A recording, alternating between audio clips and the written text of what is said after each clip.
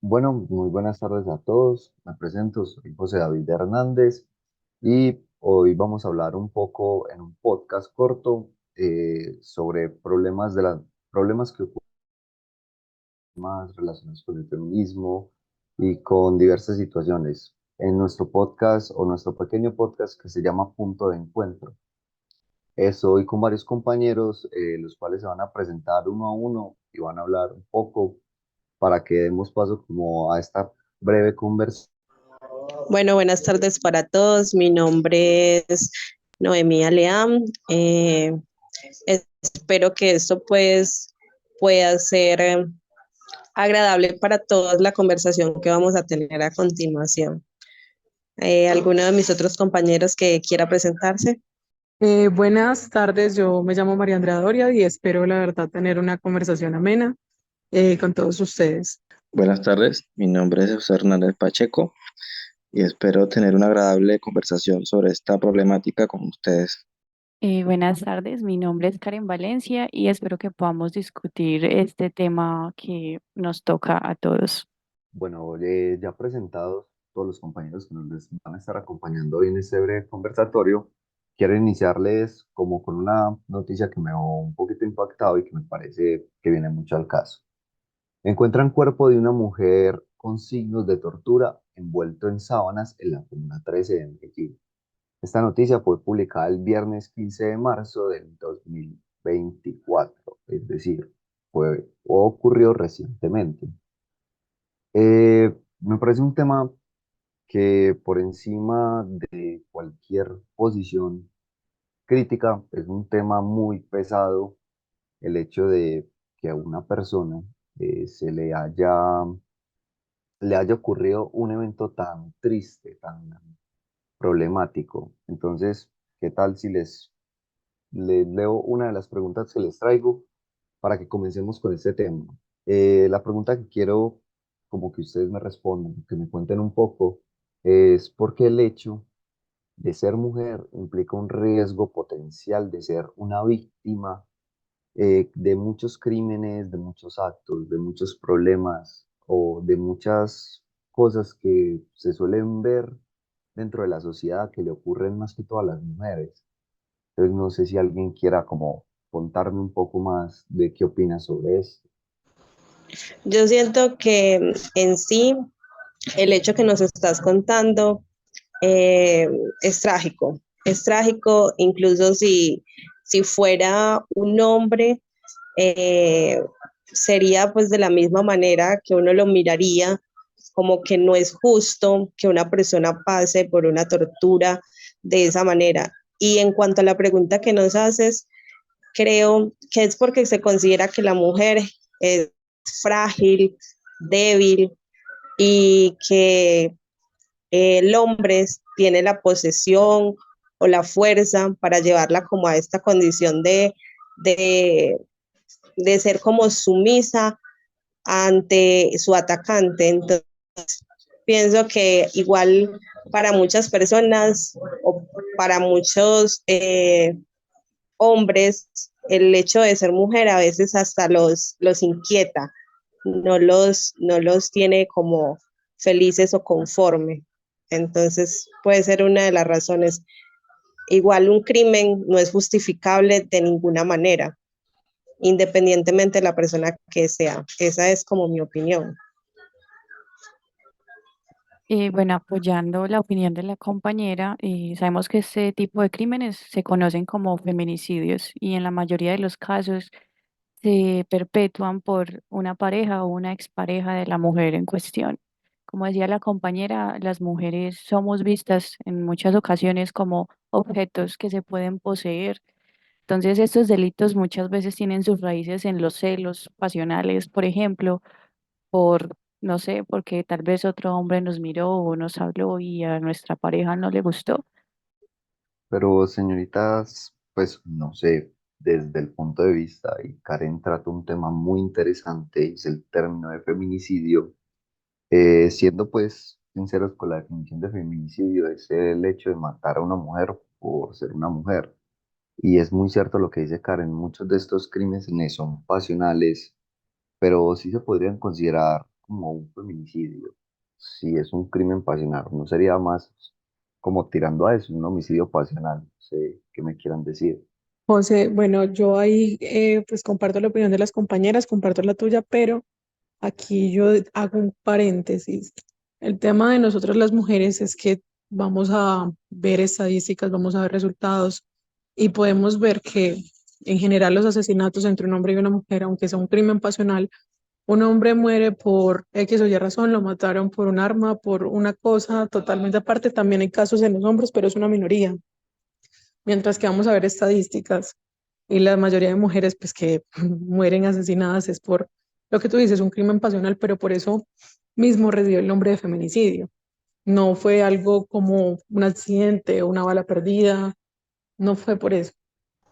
Sí, exacto. Como lo dice la compañera, el homicidio es aquel crimen que se comete frente a un individuo, ¿cierto? Eh, pero en el caso de cuando se comete un crimen hacia una mujer o hacia una niña, se toma el término de feminicidio por el género que se le pone a- al ciudadano que está siendo como perpetrado. Esa es como mi opinión, no sé si alguien puede corregirme respecto a eso. Sino, sino que con eso me abren paso a la segunda pregunta que les traía, que es muy interesante el término, como lo tomaron, y es cómo se manifiesta la violencia de género contra las mujeres. Porque hablar ya de violencia de género implica que no es solamente violencia contra, digamos, un género, es violencia que se puede presentar tanto con hombres como mujeres.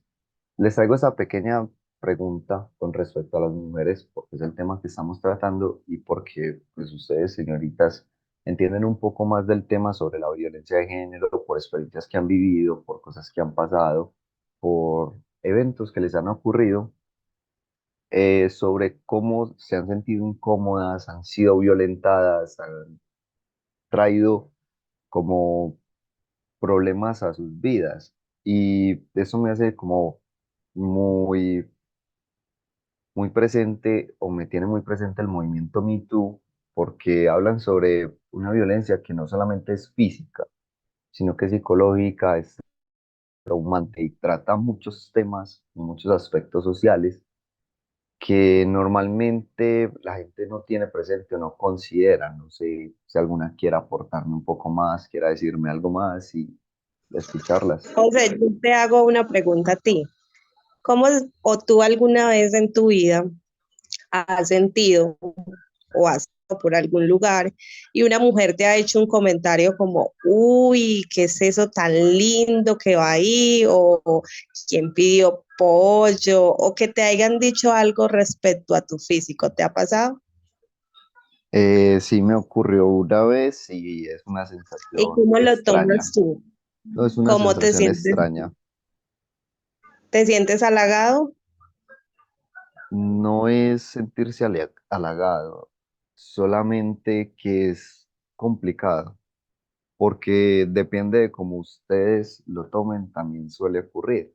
Es un tema que se vuelve controversial. Si a ti te lo dice la persona más fea o un obrero en la calle, lo vas a ver de una forma mala, pero si te lo dice una persona que tenga dinero, que sea apuesto, que sea atractivo, ¿tú cómo lo tomas? Yo, No, espera que me sí, yo, interrumpieron a mí. dale, dale, Yo Mari. yo la verdad me sentiría y me siento con lo que me pasa intimidada, me siento incómoda en mi caso. Claro, sí, porque es que uno no se pone a ver, ah, bueno, este que me está diciendo tiene dinero, es lindo y de pronto me lo está diciendo como un halago. No, porque no todas las maneras se presenta de la misma forma. No es igualmente que tú estés, digamos, en una fiesta, que estás con tus amigos y un hombre se te acerca y te dice, oye, qué linda estás, me parece que estás como, hoy te veo más linda de lo normal o te hace un halago respecto a tu físico, que cuando tú pasas y tu vecino o el señor de la esquina o cualquiera se te queda viendo fijo y te hace un comentario sobre no tan halagador, sino como en forma de acoso y que no se vuelve simplemente de una vez, sino que se vuelve repetitivo. En muchos casos, yo no sé si a ustedes les ha pasado, pero los comentarios a veces que hacen es como, no, esa que va ahí es mi novia o esa que va ahí es mi mujer o algo y tú no tienes ninguna, a veces, ninguna relación con esa persona. Entonces, ese tipo de comentarios, desde ese punto ya se considera como si fuera una violencia porque no es lo mismo que se lo digan a un hombre, ¿sí me entiendes? Es la diferencia que hay entre un hombre y una mujer. Incluso en el trabajo, si tu jefe eh, te toca, si tu jefe se te queda mirando, si tu jefe te pide que por favor utilices la falda más corta o que te desabroches de alguna manera para que, no sé, hay veces que hacen comentarios como es que si te vinieras de tal forma tendríamos más clientes, es que si te vistieras de tal forma venderíamos más. Entonces, ese tipo de cosas se consideran, o para mí como mujer, yo lo considero violencia. Y José, yo ahí sí estoy como en contra de que no es el que tenga más plata o el pobre o el rico X. Yo lo diría más que todo, yo le acepto un comentario a mi mejor amigo, le acepto un comentario a mi hermano, a mis amigos cercanos, y también obviamente depende del tono que me hagan el comentario, ¿cierto? Porque si yo me siento de tal o de X forma, me siento incómoda, no se los paso, no, no va por ahí. No me importa si es el presidente de Google, no me interesa, pero si no te conozco, no tienes por qué dirigirme la palabra a mí en un tono pesado, en un tono de acoso, la verdad. Andrea, eso es una muy buena aclaración, es un punto muy válido, eh, pero también quiero como aclarar una cuestión que les pongo sobre la mesa. ¿Qué pasaría si la situación fuera al revés? Si las mujeres fueran las que, digámoslo así, piropearan a los hombres. ¿Creen que la cuestión sería la misma o la cuestión sería muy diferente? ¿Qué opinan sobre eso? Pues yo opino que sí, o sea, si fuera en el sentido contrario y los hombres se sintieran de la misma manera en que nos sentimos las mujeres, que sé que a algunos hombres no les gustan, digamos, también sienten acosos, también hay casos, eh, pero en la mayoría de los casos, y como tú hacías alusión mucho al movimiento Me Too, en la mayoría de los casos los hombres ven eso como una entrada. Es decir, la mujer me está haciendo una propuesta. No sé si han escuchado la frase popular que dice que el hombre propone y la mujer es cierto.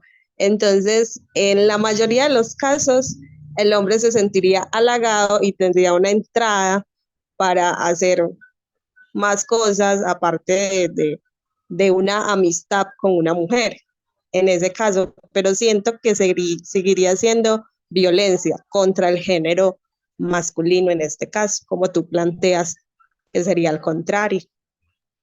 Exacto, o sea, yo comparto que si es una situación para los hombres o para las mujeres, o en ese sentido, igual uno tiene que ser aliado, no puede ponerse como en contra o aportar con esos mismos comentarios. En un caso dado de que fueran los hombres, yo también entraría a defender, hey, mira, estás haciendo un comentario incómodo, la verdad no es el momento. Es que en realidad nunca es el momento para hacer hacerle un comentario de ese tipo a alguna persona, independiente, porque es que yo no sé si ese chico, en la vida real, si ese chico es introvertido, vengo yo le hago un comentario de ese tipo y no se siente muy bien y me ha pasado con amigos de hoy en día, me ha pasado, no se siente tan bien. Entonces, es eso, o sea, es respeto. Está muy interesante la conversación y todo sigue como una línea que he querido ir llevando para que vayamos pasando como a la tercera pregunta, que con eso que mencionas ancla completamente. ¿Ustedes en qué momento de la historia piensan o creen que situarían los orígenes de estos estereotipos, de que al hombre se le asigna el rol fuerte, a la mujer el rol débil? de que el hombre debe estar por encima, la mujer por debajo, o todos esos tipos de estereotipos que se han creado en la sociedad de machismos, micromachismos, feminismo. Eh, ¿Cuándo creen ustedes que empezó a ocurrir todo esto? Bueno, en mi opinión, los orígenes se remontan al Génesis de la Biblia, cuando nos dicen que el Dios creó al hombre a su imagen y semejanza, y luego creó a la mujer para que el hombre no estuviera solo de una de sus costillas. O sea, desde ahí ya prácticamente fuimos creadas para el hombre, para hacerle compañía, no porque como tal tuviéramos nuestro propio propósito independiente de la existencia de los hombres. Y ya pues viniéndonos un poquito más como a estos tiempos de nosotros, o bueno, un poquito antes, esa época tan horrible de la Inquisición y del oscurantismo, donde perdimos Algo a... como el sexismo, el machismo, la misoginia y esa cosificación de las mujeres. Bueno, creo que como que se cayó un momentico el audio. Volviendo como un poco a la pregunta y tomándola, es muy cierto lo que dice la señorita Sofía. Eh, Toda esa historia parte desde mucho o muy atrás en tiempos donde digamos que se veía como a la mujer como una posesión, pero no solamente a la mujer, porque si nos retomamos mucho en la historia, los hombres en su momento, en la antigua Roma, eran considerados gladiadores y eran propiedad de otro hombre, lo mismo que una mujer que las asistía. Creo o pienso yo que todo eso viene como más desde el punto de la esclavitud, de yo de qué soy capaz de poseer, qué soy capaz de tener, porque viendo la historia, hay mujeres dentro de la historia que fueron muy fuertes o tuvieron mucha trascendencia y tenían hombres en su posesión, entonces ellos podían decir y podían hablar muy claramente sobre eso. Un ejemplo que les traigo a coalición de esto es Cleopatra. Cleopatra era una mujer muy empoderada que logró infinidad de cosas, digámoslo así, en su poderío, tanto pues que hay una esfinge con el rostro de ella y se dice o se cuentan historias de que Cleopatra tenía sus subordinados y sus esclavos y ella intimidaba con sus esclavos y después de haberlo hecho los mandaba a matar. Entonces, esa coalición de qué estereotipos, cuando se asignó todos estos estereotipos y todas estas creencias, creo que va muy de la mano es con la historia del esclavismo, de tener algo en posesión, como lo mencionaba Karen. No sé qué más quieran contarme, qué más quieran hablar sobre Sí, esto. Jorge, diéndonos a las raíces de lo que ha sido como la gran pérdida, no solamente de los derechos de las mujeres, sino de diferentes grupos. Por ejemplo, eh, las personas que pertenecen a otra raza, las clases bajas y todo eso, ha sido el poder de quien tiene el control, de quien es más dominante para someter a la minoría, ¿cierto? Para someter, para aprovecharse de la debilidad que se dice que puede tener el otro, porque si nos vamos a ese pensamiento, cuando los esclavos en algunas épocas pues son hombres y mujeres.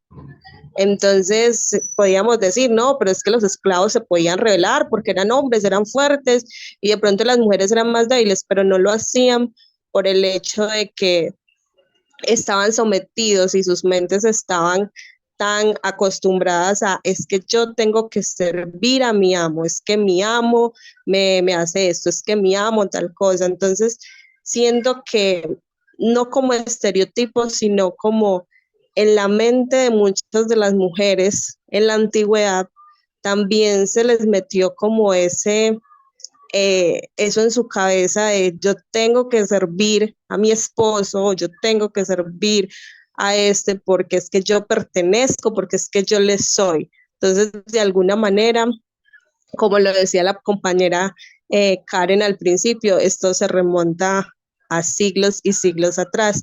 Y la historia en diferentes culturas y en diferentes momentos nos muestran aspectos de mujeres que también fueron no simplemente de las mujeres que fueron violentadas, sino también mujeres que en su época o por su poder, por lo que tenían, también fueron opresoras en su momento, incluso de las mismas mujeres. Eso me lleva a algo que vemos hoy en día, y es que hoy en día entre mujeres no existe la sororidad, que es la solidaridad entre las mismas mujeres, ¿cierto? Es un término que hoy en día debería como ir un poco más, como de verse un poco más y no se ve. Bueno, es muy interesante todos estos temas de conversación, como tener diferentes opiniones, diferentes puntos de vista. Y quiero introducir como un poquito de algo muy pesado, un asunto que se ve mucho hoy en día, y es que ustedes, ¿cómo creen que influyen las creencias religiosas y las prácticas culturales en la autonomía del empoderamiento de las mujeres? Porque actualmente vemos que en muchas religiones, no solamente incluyendo la católica ni la católica cristiana, sino como los musulmanes y otras infinidad de creencias religiosas más que hay, tienen como sus ciertos estereotipos con respecto a la mujer. Eso me trae mucho a consideración lo que ocurría durante la Edad Oscura, donde una mujer que tuviera poder, que fuera empoderada, que tuviera habilidades y estuviera en contra de lo que era la iglesia, era condenada a la hoguera, era condenada a la horca o se consideraba hereje o bruja. Entonces, no sé qué me quieran opinar, que quieran como hablarme un poco sobre este tema de las creencias religiosas, cómo contribuyen un poquito al empoderamiento de las mujeres. Bueno, yo creo que los hombres son muy tímidos para este tema. Nos tocó sacar la cara. Eh, bueno, entonces, desde mi punto de vista, o sea, desde que sabemos que para todas, la mayoría de las religiones, la figura de Dios está representada por un hombre, pues ahí ya vamos perdiendo nosotras las mujeres y que también en su mayoría estas religiones exigen a las mujeres que seamos muy reservadas respecto a lo que se les exige a los hombres en cuanto a cómo hablamos, cómo nos expresamos, cómo nos vestimos. Y entonces por ahí ya nos están quitando un poquito de libertad. Y pues eso lo podemos Bien. ver. Incluso, Karen, qué pena que te interrumpa, incluso a qué lugares podemos asistir, con quién nos debemos relacionar, de los temas que se pueden hablar entre mujeres, hablándolo en diferentes religiones y en diferentes culturas. O sea, son muchas, muchas las restricciones que se les ponen a las mujeres en cuanto a los hombres. Eh, Muchísimo. Es que, bueno, ¿quién iba a hablar? dale, dale, dale, Andrea. Listo.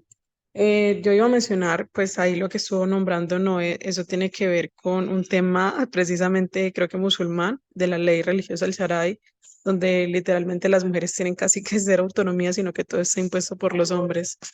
Pero también tienen que tener en cuenta de que no es solamente todas las religiones. Hay religiones donde la mujer es mucho más apreciada que el mismo hombre. Y les pongo el caso del judaísmo. En el judaísmo, a pesar de que la mujer tiene cierto nivel de autoridad dentro del hogar, el hombre es el que tiene las tareas pesadas.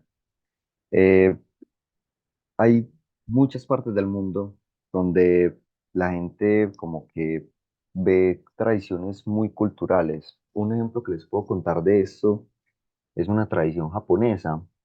Ya no se practica mucho, pero todavía se ven hogares de esto en donde el hombre es el encargado de proveer el dinero y la estabilidad en el hogar. La mujer era encargada de llevar el hogar. Y muchas de estas mujeres no tenían queja alguna por eso, porque ante la sociedad japonesa era muy bien visto que una mujer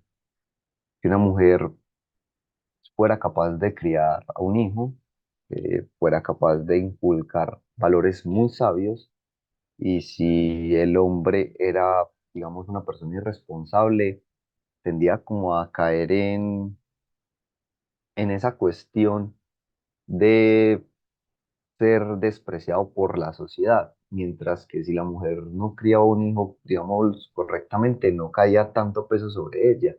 Y la mujer siempre era encargada de las finanzas. Entonces, todavía se ve mucho en ciertos pueblos, ciertas tradiciones japonesas que esto ocurra. Y por ahí quiero como encaminar un poquito la última de las preguntas Eso, de y nuestro podcast. también en una de las religiones, por ejemplo, las que son trinitarias, también la mujer tiene mucho peso. Hoy en día vemos nosotros a mujeres que son pastoras, líderes, consejeras, y que dentro de la comunidad, pues, religiosa es mal visto, pero que también tiene mucho poder las mujeres hoy en día dentro de estas comunidades trinitarias evangélicas.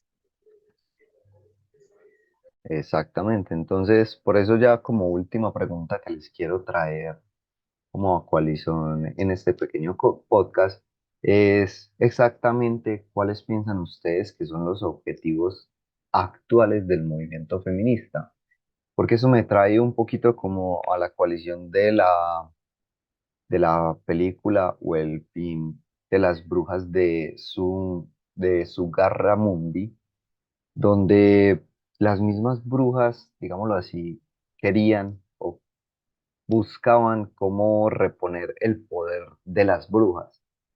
No estoy llamando intencionalmente a las mujeres brujas, ni nada por el estilo, solamente que es esa búsqueda del poder que las mujeres están buscando para las mujeres. ¿Ustedes creen que es muy radical, que hay cosas que sí deben de ir, cosas que no deben de ir? Quiero que me cuenten un poco qué opinan sobre este aspecto del feminismo actual y de lo que está haciendo el movimiento feminista actualmente. Listo. Pues yo, en cuanto al feminismo, qué pena, compañera. En cuanto al feminismo, tengo el concepto de que es el movimiento que no quiere ser más que el hombre, sino que trata de buscar la igualdad. Y dentro del campo del feminismo también hay otro tipo de feminismo que es todavía un poco más y quiere como cambiar todo lo que hay, empezando por lo que llaman el pat. Sí, sigue.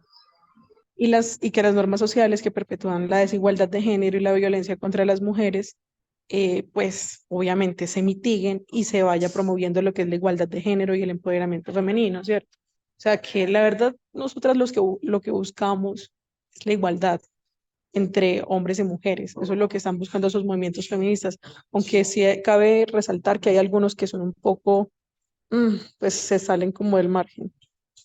Son como extremistas. Yo siento que hay algunas posiciones que yo como mujer no comparto, algunas cosas que para mí hay como principios que violan ciertas cosas que quieren obtener, que quieren llegar a ser, que yo siento que violan los principios fundamentales que tenemos nosotros los seres humanos. Entonces, ¿en qué estoy de acuerdo sobre lo que tú decías de la pregunta? Estoy de acuerdo de que debemos buscar la igualdad, pero más que una igualdad, buscar una equidad, que cada quien en su labor que ejerza o en su campo obtenga lo que merece, de acuerdo a lo que hace. Entonces, para mí más que la igualdad sería una equidad, o sea, que cada quien reciba lo que exactamente da. Ese es mi concepto personal. Bueno, es muy interesante ver todo este tipo de opiniones sobre algunas preguntas que les queríamos traer a ustedes, las personas que nos están escuchando. y que agradezco tener la oportunidad de dialogarla con mis compañeras y mi compañero José. Eh, Espero que les haya gustado este pequeño como podcast en donde hablamos como un poquito de unos temas que son muy complejos y que se han visto como muy reflejados en la sociedad actual. Entonces queremos dar pues gracias porque nos escuchen y hayan escuchado toda esta cátedra sobre el podcast y espero que en una próxima ocasión tengamos la oportunidad de hablar un poco más de temas como que no son tan comunes. Muchas gracias. Eso, José, a ti, muchísimas gracias a todas las personas que nos escuchan y recuerden que aquí es un punto de encuentro donde todas las opiniones son válidas. Chicos, muchas gracias por este espacio, me encantó compartir con ustedes. Muchas gracias, José, por compartirnos esas preguntas y por darnos la oportunidad de expresarnos. Bueno, para terminar, quiero hablar sobre algo, una pequeña conclusión. La reinterpretación de la bruja en el contexto actual es un reflejo de la búsqueda de nuevas formas de expresión y la resistencia de ellas, impulsando la transformación social hacia un mundo más justo e igualitario.